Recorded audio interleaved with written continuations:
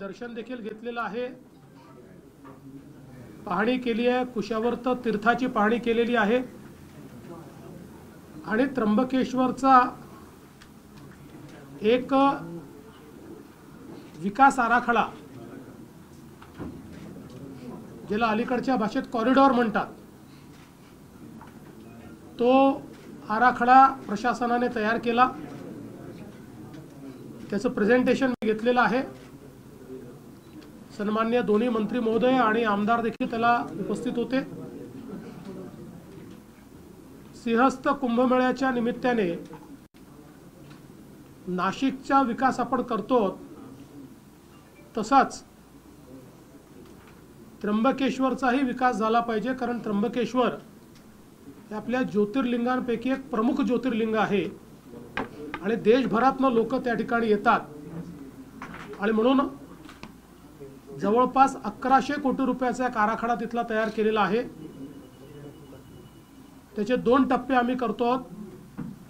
पहिला टप्पा जो सिंहस्थापर्यंत आपल्याला पूर्ण करता येईल आणि दुसरा टप्पा जो आहे ज्याच्यामध्ये त्याच्यानंतरही काही कामं होतील। याच्यामध्ये दर्शनाकरता कॉरिडॉर तयार करणं असेल, पार्किंगची व्यवस्था असेल, त्या ठिकाणी शौचालयांची व्यवस्था असेल,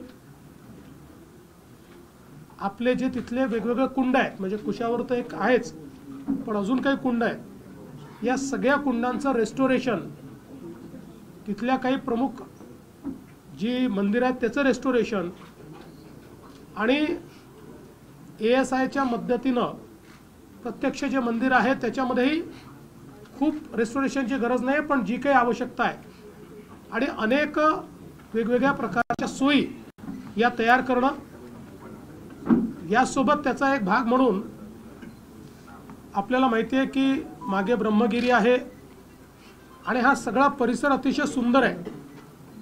त्यामुळे या ठिकाणी नॅचरल ट्रेल्स तयार करायच्या, अशा प्रकारचा देखील प्रयत्न या आराखड्याच्या माध्यमातून करण्यात येणार आहे। मी प्रशासनाला सांगितलेलं आहे की त्यांनी पुढच्या तयारीला लागावं। लवकरच आम्ही हा प्रस्ताव हाय पॉवर कमिटी आणि मग त्याच्यानंतर मुख्यमंत्री कमिटीकडे नेऊ आणि त्याला मान्यता देऊ। नाशिकमधली देखील जी कामं आहेत त्यालाही आम्ही मान्यता दिलेली आहे। जवळपास मला असं वाटतं 15 पूल, किती पूल आहेत? 11 पूल आपण त्या ठिकाणी बांधतो। रस्त्याचं एक मोठं जाळं आपण तयार करतो आहोत।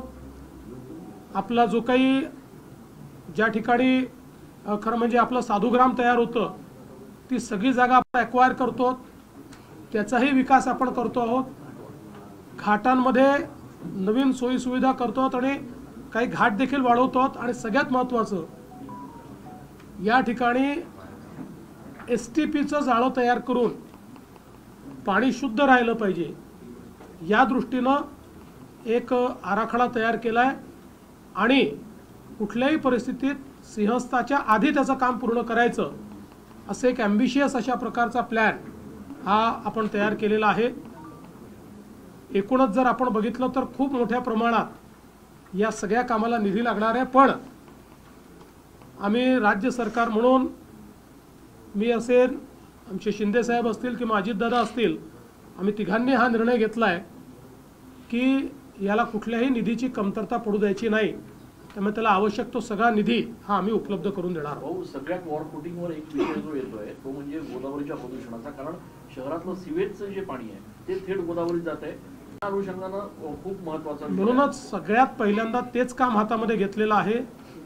त्याच्यामध्ये RFQ ऑलरेडी झालेला आहे, आता त्याचा RFP प्रकाशित होतोय आणि कुठल्याही परिस्थितीत पुढच्या महिन्यात हे काम सुरूच झालं पाहिजे अशा प्रकारचा आपला प्रयत्न आहे, ज्याच्यामुळे मध्ये केवळ आपण जे पाणी कॅप्चर करतोय तेच नाही तर 24 नाल्यांचं पाणी देखील कॅप्चर करून तेही STP पर्यंत नेण्याचा प्लॅन आपण तयार केलेला आहे। त्यामुळे एकूणच एक समग्र अशा प्रकारचा प्लॅन आपण तयार केलेला आहे। जवळपास त्यालाच आपल्याला 1200 कोटी रुपये लागणार आहे। भक्त साधू महंतांनी मागणी केली की उत्तर प्रदेशप्रमाणे तुम्हीच पूर्ण जबाबदारी आहे कुंभमेळ्याची. माझी जबाबदारी आहेच, मुख्यमंत्र्याची जबाबदारी असतेच, पण आपण आता उत्तर प्रदेशने ज्या प्रकारे या कुंभमेळ्याचा कायदा तयार केला आणि मेला प्राधिकरण तयार केलं, त्याच धर्तीवर आपलाही कायदा आपण तयार करतो आहोत आणि आपणही मेला प्राधिकरण तयार करून याला कायदेशीर पूर्ण चौकट आता देतो. आपण त्र्यंबकेश्वरला गेलात, कुशावर्ताची पाहणी केली, तिथलं पाणी बघून आपणही जरा खेद व्यक्त केला. काय सुधारणा करणं अपेक्षित आहे? त्या संदर्भात मागच्याच काळामध्ये मी काही वेगवेगळ्या टेक्नॉलॉजी प्रोव्हायडर्सला पाठवलं होतं. त्यांनी आम्हाला सोल्युशन दिलेलं आहे आणि जे काही सोल्युशन त्यांनी दिलं आहे त्याच्यावर आम्ही आता लगेच निर्णय करतो आहोत. त्यांचा असा दावा आहे की ते पाणी स्वच्छ करू शकतात, त्यामुळे ते सोल्युशन जे त्यातलं बेस्ट असेल, एक्सपर्ट सांगतील ते आम्ही सोल्युशन स्वीकारून तात्काळ त्याच्यावर कारवाई करणार आहोत. साधारणतःची अशी मागणी आहे की नाशिक कुंभमेळा न म्हणता नाशिक त्र्यंबकेश्वर असं ते खरं आहे, योग्य आहे ते, कारण त्र्यंबकेश्वर आणि नाशिक दोन्ही ठिकाणी हा कुंभमेळा होतो. आपण नाशिक याकरता म्हणतो की नाशिक लोकांना अधिक माहिती आहे, पण त्र्यंबकेश्वरचं महत्त्व हे अनन्यसाधारण आहे. नाशिकचंही आहे, पण त्र्यंबकेश्वरचं अनन्यसाधारण महत्त्व आहे, कारण ब्रह्मा विष्णू महेश तिघही एकत्रित असलेलं जे शिवलिंग आहे ते त्र्यंबकेश्वरला आहे. म्हणून आपल्या संपूर्ण आध्यात्मिक व्यवस्थेमध्ये त्र्यंबकेश्वरचं दर्जा फार वरचा आहे आणि म्हणून जरूर त्याला जी काही त्यांनी मागणी केली आहे ती आम्ही मान्य किती कोटी लोकांचा आपण यावेळेस अंदाज धरला? कारण आज तो अंदाज आपल्याला करता येत नाही, कारण आता प्रयागराजला जेव्हा आम्ही आमची टीम पाठवली होती त्यावेळेस त्यांनी देखील सांगितलं की त्यांनी वाढीव अंदाज पकडला होता, त्याच्याही 3 पट लोक आले. त्यामुळे आता एकदा थोडा सगळ्या गोष्टींची तयारी झाल्यानंतर त्याचा अंदाज आपण निश्चितपणे घेऊ. आता तुम्हाला ते सांगू नाही, प्राधिकरण तिथल्याही प्राधिकरणात साधू महंत नाही आहे, हे अगदी स्पष्टपणे प्रशासकीय प्राधिकरण आहे. कारण तुम्ही जर प्रोफेशनली कुंभमेळा मॅनेज केला नाही आणि जर दुप्पट तिप्पट गर्दी आली तर इथे अडचणी होऊ शकतात. त्यामुळे हे प्राधिकरण हे मॅनेजमेंटचं प्राधिकरण आहे, हे अध्यात्माचं नाही आहे. अध्यात्माची बाजू हे साधू संत सांभाळतील, पण प्रशासनाची बाजू, मॅनेजमेंटची बाजू, व्यवस्थापनाची बाजू आणि व्यवस्थेची बाजू हे मेळा प्राधिकरण सांभाळेल. आज मैं सबसे पहले भारत सरकार का आभार व्यक्त करता हूं कि भारत सरकार ने महाराष्ट्र सरकार की जो मांग थी प्याज के ऊपर जो 20% एक्सपोर्ट ड्यूटी लगाई थी उसको कल ही भारत सरकार ने वापस लिया है. इसके कारण हमारे प्याज के जो किसान हैं उनको उसका बहुत फ़ायदा होगा, इसलिए मैं केंद्र सरकार का बहुत आभार व्यक्त करता हूँ. हम सभी लोग जानते हैं कि 2027 में महाराष्ट्र के नासिक और त्र्यंबकेश्वर में सिंहस्थ महाकुंभ का आयोजन होगा.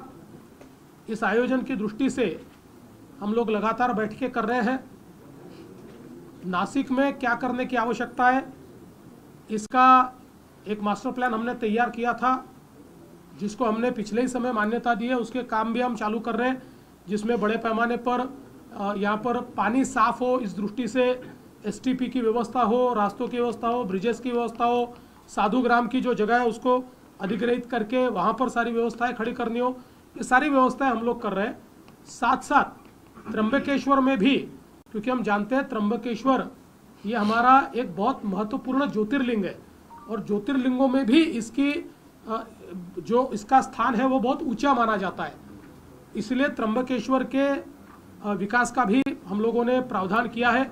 1100 करोड़ रुपए का इसका प्लान हमने तैयार किया है, जिसमें वहाँ के अलग अलग कुंडों का भी विकास होगा, वहाँ पर नदी का भी विकास होगा, वहाँ पर बाकी भी लोग दर्शन के लिए आते हैं तो उसके लिए सारी व्यवस्थाएं हम लोग खड़ी करेंगे और हर प्रकार की व्यवस्थाओं को वहाँ पर कायम करने का निर्णय हमने लिया हुआ है. और इस काम को हम लोग 2 हिस्सों में बांटेंगे. एक जो 2027 तक हमको कंप्लीट करना है और दूसरा हिस्सा 2028-29 तक कंप्लीट होगा. तो इस दृष्टि से ये सारे प्लान्स को हमने तैयार किया है. हम लोग ये मानते हैं कि जिस प्रकार से प्रयागराज में जो प्लानिंग हुआ था उससे ज़्यादा लोग वहाँ पर आए, वैसे ही अपेक्षित है कि यहाँ पर भी ज़्यादा लोग आएंगे. इसलिए हम लोगों ने अब यहाँ पर मेला प्राधिकरण का कानून बनाने का तय किया है. वो कानून जल्दी हम लोग अगर संभव होगा तो इसी असेंबली में हम लोग उसको लाना चाह रहे हैं या फिर उसके बाद हम लोग उसको करेंगे, ताकि प्रशासन की दृष्टि से सारे अधिकार मेला प्राधिकरण को हो और मेला प्राधिकरण इस कुंभ मेले को ठीक से आयोजित कर पाए।